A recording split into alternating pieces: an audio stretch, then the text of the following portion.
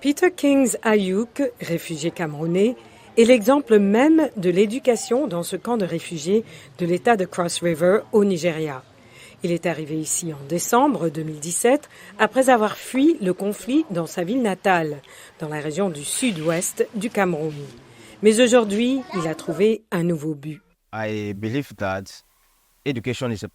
Je crois que l'éducation est une voie vers les moyens de subsistance et je l'emploie. Je me concentre donc sur l'accès des réfugiés à l'emploi et aux moyens de subsistance. Je m'efforce d'encourager les réfugiés à accéder à l'éducation car c'est la première étape. Ayuk organise périodiquement des formations à l'intention des réfugiés qui souhaitent faire des études supérieures afin de leur indiquer les possibilités de bourse d'études. Il leur fait également part des possibilités d'études non formelles, techniques et professionnelles qui s'offrent à eux. Le gouvernement nigérian a donné accès à l'éducation. Mais ce qui nous manque, c'est le financement et les possibilités de bourse pour accéder à cette éducation. Un autre problème auquel nous sommes confrontés est que les réfugiés n'ont pas accès à des emplois légaux. Jusqu'à présent, quelques 65 000 réfugiés camerounais ont trouvé refuge au Nigeria, selon le Haut Commissariat des Nations Unies pour les réfugiés, HCR.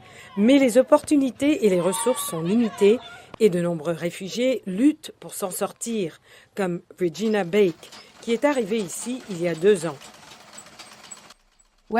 Quand je suis arrivée, les choses n'étaient pas aussi mauvaises qu'aujourd'hui. Avant, si vous aviez un peu d'argent, même 5 000 naira, vous pouviez acheter assez de nourriture et vous mettiez de l'argent dans la maison. C'est grâce à ma machine à coudre que j'arrive à payer à manger avec ma fille.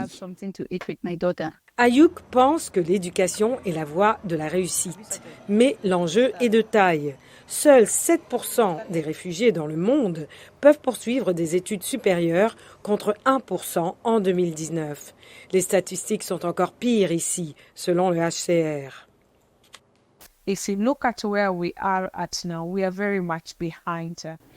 Si vous regardez où nous en sommes, nous sommes très en retard.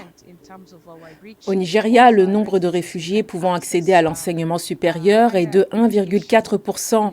Il est un très bon exemple de ce que les réfugiés peuvent faire. Nous pensons que les réfugiés sont proactifs et qu'ils sont capables d'apporter leurs compétences et leurs forces pour s'aider eux-mêmes et aider les autres.